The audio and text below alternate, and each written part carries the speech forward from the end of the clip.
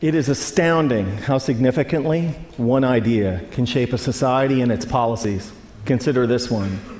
If taxes on the rich go up, job creation will go down.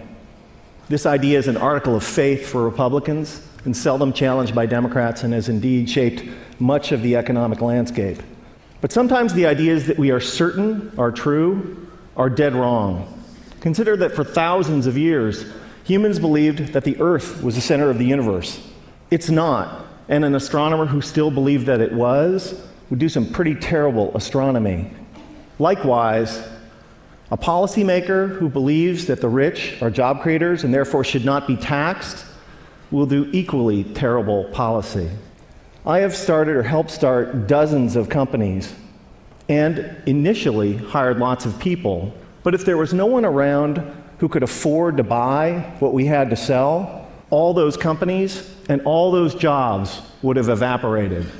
That's why I can say with confidence that rich people don't create jobs, nor do businesses large or small. Jobs are a consequence of a circle of life-like feedback loop between customers and businesses.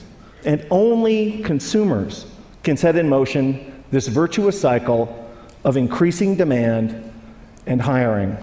In this sense, an ordinary consumer is more of a job creator than a capitalist like me. That's why when business people take credit for creating jobs, it's a little bit like squirrels taking credit for creating evolution. It's actually the other way around.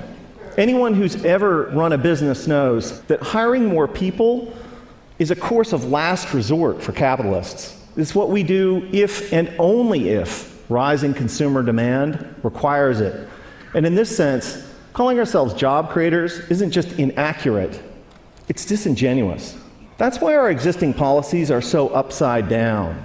When the biggest tax exemptions and the lowest tax rates benefit the richest, all in the name of job creation, all that happens is that the rich get richer.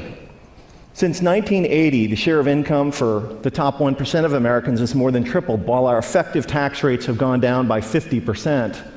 If it was true that lower taxes for the rich and more wealth for the wealthy led to job creation, today we would be drowning in jobs. And thank you. And yet, unemployment and underemployment is at record highs. Another reason that this idea is so wrong-headed is that there can never be enough super rich people to power a great economy. Somebody like me makes hundreds or thousands of times as much as the median American, but I don't buy hundreds or thousands of times as much stuff. My family owns 3 cars, not 3,000. I buy a few pairs of pants and shirts a year like most American men. Occasionally we go out to eat with friends. I can't buy enough of anything to make up for the fact that millions of unemployed and underemployed Americans can't buy any new cars, any clothes, or enjoy any meals out.